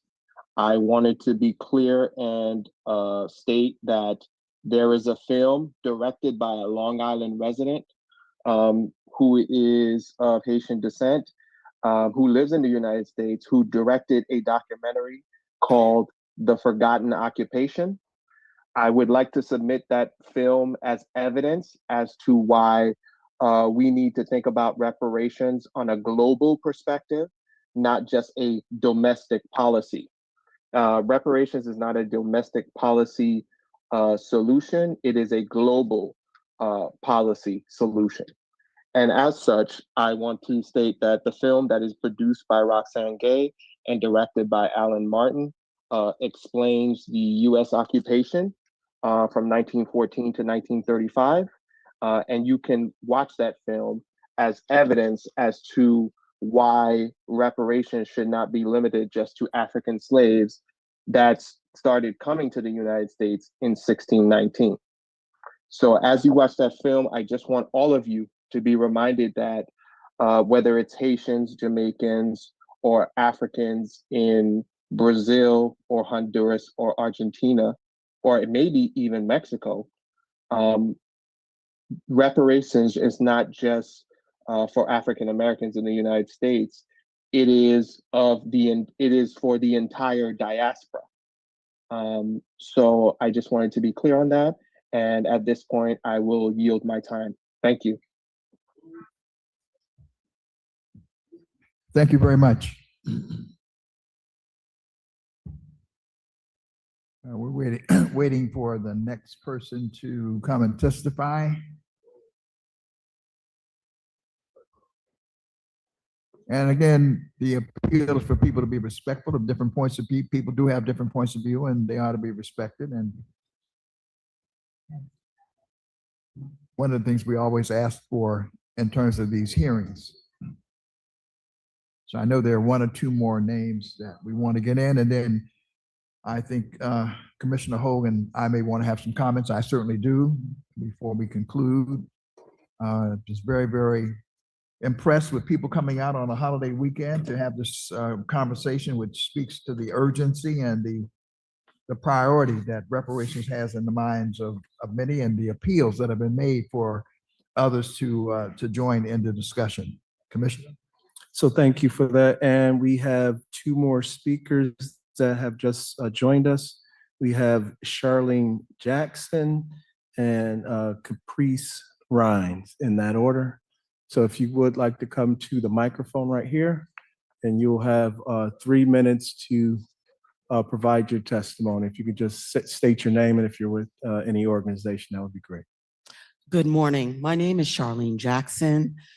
I am the eldest daughter of Albert Jackson and Rebecca Marable, and I have 3 sisters, Carla Regina Jackson, Kayla Ramona Jackson, and Claudia Rochelle Jackson, affectionately known as Shelley. My parents were high school sweethearts, and my father grew up in a place called Sutherland, Virginia, and his parents were Pauline and Lonnie Mack Jackson. And my mother grew up in a place called Elmo, Virginia, and her parents were Estelle and Peter Marable. I was born in a place called Danville, Virginia, whose claim to fame is that they were the first Confederate capital of the United States. And I know that because when I went to visit one summer, I stayed in a hotel and they had a little plaque by the lamppost. And all of my grandparents were farmers. And until age 14, I would spend my summers in Elmo and Sutherland, Virginia, working on farms that my grandparents owned. And their grandparents were sharecroppers and their grandparents were slaves. And how do I know this? Because back in 2006, my Aunt Sandra, who's my father's sister, she hosted a family reunion and she brought out these maps from the 1800s. And it showed the Marable plantation and the Jackson plantation abutting one another. And I am proud to say that my sisters and I still own some of those ancestral lands. And when my children would go to visit my grandparents' home, I would tell them, I have 3 children, by the way. Justina is my oldest, Trevor is my middle child, and Jada is my baby girl. And we would often go back at least once a year to our ancestral home. And I would tell them, look up at those stars. These are the same stars that our ancestors looked at who were slaves. And we are the manifestation of their hopes and dreams. So don't forget who you are and from where you come, because we have a charge to keep to make sure that all those struggles, that survival of the Middle Passage and those years embraced in slavery, when they would hope for a better day, we have that charge that we are now responsible to keep. And I'm proud to say that I actually went to a place called the College of William and Mary in Williamsburg, Virginia. For those of you who may know, Thank you so much for your testimony. If you want to submit additional testimony, you can see the website on the screen to email it to, or if you would like to do it orally, you can see the number to call it in. And you can leave as much testimony as you would like. My name is Caprice Rhines. I'm a resident here of Hempstead, New York. My grandparents migrated from Harlem. They actually came from Barnwell County, South Carolina, known as Aiken. And I know that we tell our oral stories because back then they didn't allow a lot of us to write. My grandmother was Lucille Robinson Green. They were part of, they opened a school in Aiken, South Carolina, which was Bettis Academy. My grandfather was one who raised a lot of the racehorses in Aiken. They came to New York for a better life. Then they came to Hempstead. Actually, my aunts and them graduated from Hempstead High School. They were one of the first Black people to buy homes here in the Heights on Harvard Street. But what I'm saying is that my grandfather had to drop out of school at 5 years in the 5th grade to help feed his family. And then at 65 years old, he got his GED. And after that, he didn't stop. He went to Nassau Community College and he obtained his doctorate in theology. We have to stop allowing people to do what they do to us. They do owe us reparations. It's time that they pay up. Now they're trying to take everything from us. We are the only minority. I'm not saying minority. I'm an indigenous. I don't call myself African American. I am an indigenous American Black person. I'm born on this land. And we have to accept who we are. Some of us don't know who we are. I know who I am. It's time for us to accept who we are. This is our land. It's no one else's land. They migrated here. Their families migrated here. We did not migrate here. And we built this country. And we need to be we have to have reparation for the work that our families did. It's not just education, giving us college, because they've taken that away from us, giving us voting rights. No, we deserve those rights. And we have to do better for one another. We are not combative. They say we are combatives. We have to be collaborators. What you did here is awesome. Whoever put this together, my hat's off to you. It's time that we come together and get what belongs to us. My grandfather bought his house, and then he bought a house in Freeport, and he opened his business in Freeport. It's time for us to stop coming against one another and come together. My philosophy is many hands make the load light. If we put our hands together and stop people from stepping on us, we can do what we need to get done. We need reparations. I need them for my grandchildren to pass it forward. It says a righteous man leaves a legacy for his children. And I want to be that righteous man and woman who can do that for our children. We deserve it. It's our right in this country. If they offered the Sioux Nation $500 million for their land, we need a piece of the land, our 40 acres and a mule. Thank you. To my up front, are you ready to provide testimony at this time? That's okay. Is there anyone else that has come in and wants to provide testimony into the public record at this time? You would like to? Okay. If you could step up to the mic. Dim, is this microphone working now? Okay. If you just state your name for the record. Hello, everyone. My name is Matthew Darchev. I'm from Westbury. I'm very happy that this meeting came together. I'm always happy to see the public and politicians coming together to have this tough but very necessary conversation about a very fraught topic, reparations.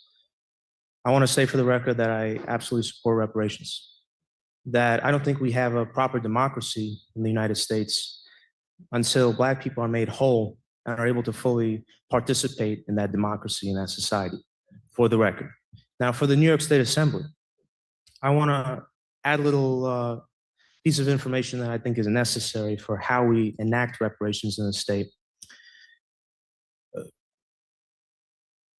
We needn't forget, because the topic today is education, we needn't forget that, yes, there are all these slave plantations in the South.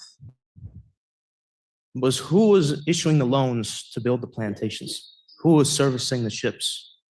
Who was doing all of that? It was financial industries up here in the North. It was banks like JP Morgan Chase. Some reparations opponents, they say, oh, you Black people, that was in 1830. That was a long time ago, right? It's all over. Well, I mentioned 1830 because that's the year JP Morgan Chase took 12,500 slaves as collateral on a loan for the slave plantations that they were funding. And JP Morgan Chase is still around. Not in the beautiful balmy South, but right here in the industrial egalitarian North on Manhattan Island. And I think that if we're gonna have a reparations program, they've got to take a haircut. They've got to fund the program. They were complicit in it. They should fund it. Thank you. And if you can give me your last name and the correct spelling so I can put it down. We should just fill out one of the sheets. Fill out one of them. Adarachev, Adarichev.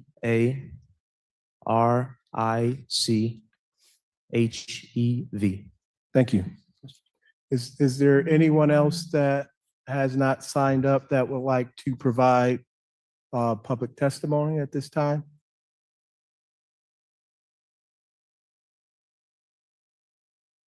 All right, so I will.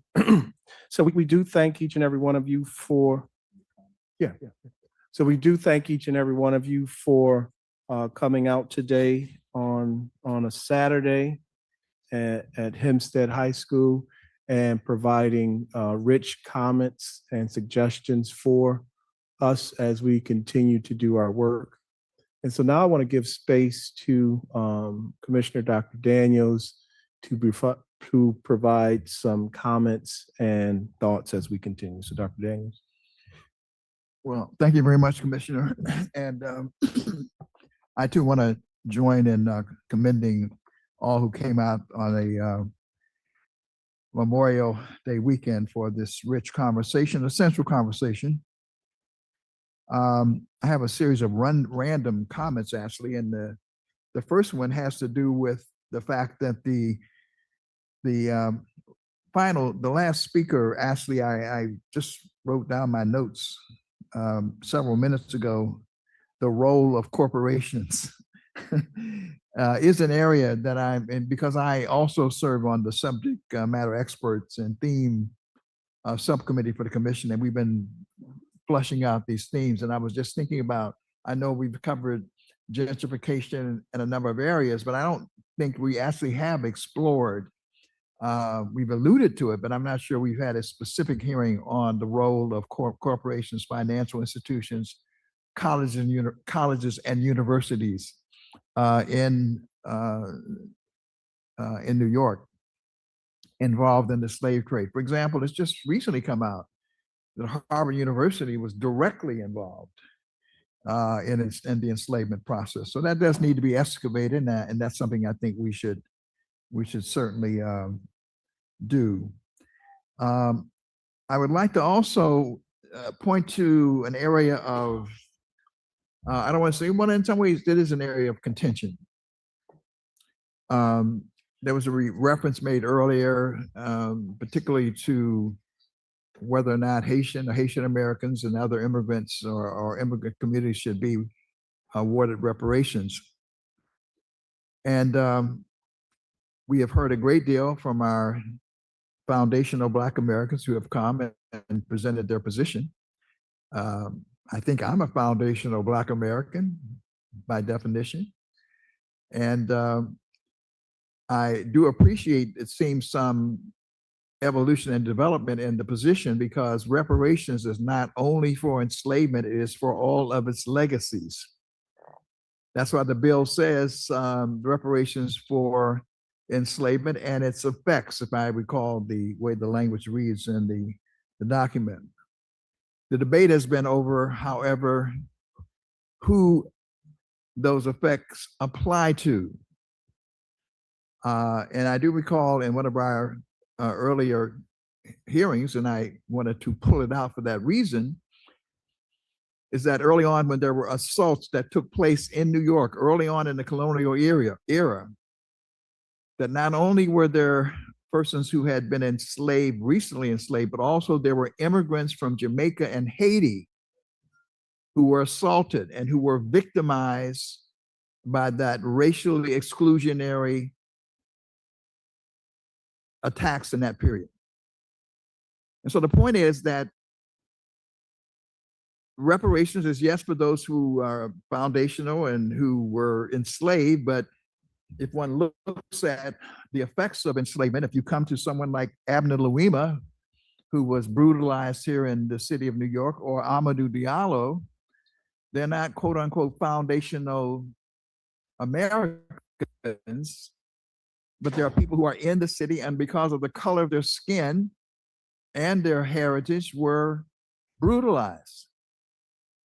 And people who were affected by redlining or other racially exclusionary policies are impacted. And so it's a kind of a false dichotomy to sort of have this debate between who and when, I mean, between the who. And so therefore, I really, really wanted to also commend the American Civil Liberties Union. The position that they outlined today was a comprehensive position. And they talked about the language being intentionally laid out so that nothing is left on the table.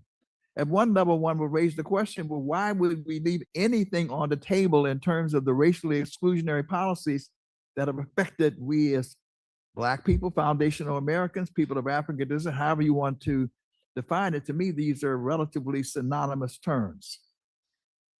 And so Shirley Chisholm, Harry Belafonte, Kwame Ture, the Shirley Chisholm in particular, and Harry Belafonte, who took up residence here in the state of New York. The point is, I do not believe we should be denying any of these people or their sons and daughters reparations. So I just wanted to make that, to make note of that. But I also, again, also wanted to reference the American Civil Liberties Union, because we also appreciate the fact that at almost every public hearing, you have come and you have contributed testimony that is different. I can recall the testimony on Staten Island that was presented. Almost every time the American Civil Liberties are doing serious study and are bringing different positions, different studied aspects. So that is not to say that others haven't, but certainly there are certain positions that have been well stated and well documented and well presented. We're looking for a diversity of ideas that can be presented, and the American Civil Liberties Union, in my opinion, has been very, very good at doing that. The final thing I'd like to say is there was reference made early on. Let me just say on the question of legality and whether or not which terms will or will not be accepted. First of all, we should not delude ourselves. The fact of the matter is the content and the composition of the judiciary matters, and who sits on the Supreme Court or the appellate division or the district division impacts how things are interpreted. So in what was in one era, the discriminatory effect or disparate impact, we said if it looked like a duck, walked like a duck, and sounded like a duck, it was a duck. Didn't matter about the intentionality of it. That was one court. Now we have a different court that has a different philosophy. And that philosophy is indeed correctly very adverse to anything that seems like and smacks of race. So the idea that we feel that we can somehow craft something that will not in some way look like it's racial is somewhat problematical. However, we do have a legal team, we have legal counsel, and there are a whole body of lawyers who in fact are dealing with an injury and harm-based, let me say that again, an injury and harm-based proposition in terms of how to present reparations. And the question is, will that survive this current Supreme Court and or the survive the current judiciary? We don't know. But what we know is that there is hostility towards anything that smacks of race, and however it's interpreted, we should not delude ourselves into feeling out that somehow this court will not, in fact, potentially be hostile. My final point is that there was a reference made to the federal legislation. I don't want people to think that somehow the federal legislation has not been a successful effort. It has been a very successful effort. In fact, under the leadership of the Honorable Sheila Jackson Lee, with whom I had the privilege of working, and with the HR 40 Strategy Commission, we did have enough votes, both in the House and the Senate, under the Biden administration, to take it to actually pass the bill in the House. But given the nature of how the laws are set up, we would not have been able to get it done in the Senate. So the outlet is an executive order. But there's a huge amount of votes and co-sponsors that were amassed. That leadership is now being provided by Congresswoman Ayanna Pressley from Massachusetts. And it's really a matter of waiting sort of a shift in the composition of the Congress before another effort will be made. But it is more likely to be done by executive order, and it will happen. HR 40 is going to become the law of the land, but it may take us a moment to get it. But there's been very successful organizing leading us right to the prefaces of getting it done. So I just wanted to offer those observations, Commissioner Hogue, just in terms of having heard the very outstanding testimony of diverse points of view, all of which I think are worthy of consideration and deliberation by this body. So thank you so much, Dr. Daniels, for thank you, Dr. Daniels, for thank you, Dr. Daniels, for your life's work and service to this, and your service and what you bring to the commission. Also want to give a wonderful round of applause to all of our participants that have taken place today. And we can't stress this enough, this rich conversation that has taken place. And so we know that this is a topic, a movement that people are excited and passionate about, but we appreciate how we conduct ourselves. And so for those of you that are watching, you may not have been able to see this restorative moment. And so there was some back and forth that took place earlier, but the brothers got together, shook hands, and agreed to move forward, whether they agreed to disagree or not. And so that is what we appreciate about our community and how we move forward in this aspect. And so there is not so our public hearings is really not a forum for questions and answers and retorts and that type of stuff. So ancestors. I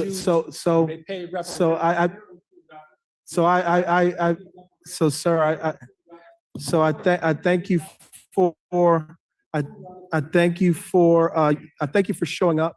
And once again, I want to encourage everyone that is able to make it and is willing, our next public hearing. And so once again, this is an opportunity for the public to provide testimony to the Reparations Commission.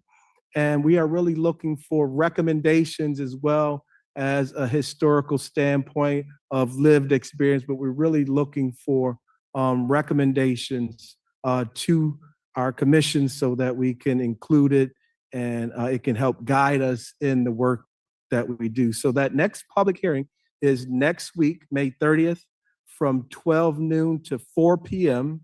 at the National Urban League Conference Center, and that's located at 117 West 125th Street in New York, New York. And that zip code is 10027. Yeah. And so I'm going to ask one more time, is there anyone else that would like to provide public comments that have not provided it thus far? Scanning the room and seeing none, I'm going to ask our Assemblywoman. You don't want to close us out with any closing word?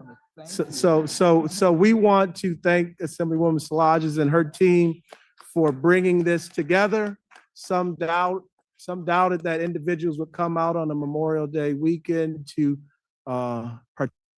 participate in this necessary work. And so Hempstead, you have proved them wrong. And so we thank you for your participation, and we ask that you continue to stay involved in this work.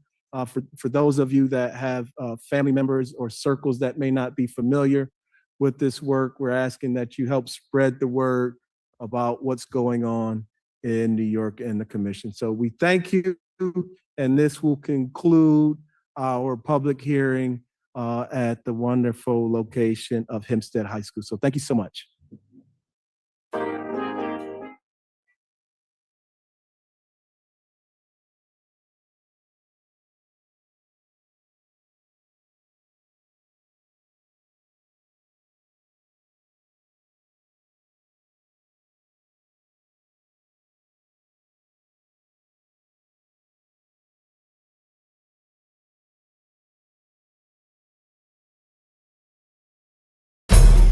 Please move item 7172 to the inactive file. I just want to know, what did you know about bills not being brought to the floor? There were two critical reparations bills, Senate Bill 1403 and Senate Bill 13. And forgive me because there's over 1,000. I'm not very good at the numeric, but that, you know, it's gonna, the analysis said it's only a couple $1 million to stand it up. Peanuts. And his response was, we want to do it in a different way. We don't want to do it through creating a whole new bureau. We want to do it through the UC system. So this is Assemblyman Mr. Bryan. He's mad I brought up the reparations vote. So he's preventing me from speaking. And he's trying to block my access here. Madam Speaker, I ask that we take up file item 71, SB 1331. If you decide to start your family tree even without the DNA, 8 or 9 times out of 10, you're gonna find your family. A great number of African Americans can trace their lineage to the period of enslavement. Lamert was developed by Walter H. Lamert, and in his designing this area, he actually had covenants to where they would not sell to black people. I supported the bill all session. Bring the bill. Will you vote? CLBC, can you give them a grade 1 to 10? This current crop, as of now, it's a negative. Vote for the bill, Mr. Bring the bill. Will you vote for the bill? Bring it up. Will you vote for reparations? Bring it I up. would love it. Bring it up. Let's vote for reparations Bring together. It's a spirit of anti-blackness, and we must call it out. And so I'm going to call out on August 31st, 2024, that the California Legislative Black Caucus, the majority of them, and the governor allowed the enemy to use them to try to keep us down and keep us as bottom-class citizens. Just think that all the other members have at least about 10 years left. So we're not going anywhere. I've heard it slightly changed, and some of the advocates who were part of the coalition last go around are now expressing concerns of whether or not they'll still be able to stand behind it if those changes are not corrected. In so many years, it will hardly be no black folks left in California. We love y'all, we thank y'all, and we demanding reparations right now. First of all, America, from the evidence that they gave us, you're guilty. What happened on August 31st, 2024 was a betrayal. We know that if we don't have our hand in this process as much as we possibly can, it can be corrupted from the outside. So in terms of our role isn't done until they're issuing the checks for our reparations. The time for reparations is now. Yeah, right now. What do we want? What do we want? What do we want?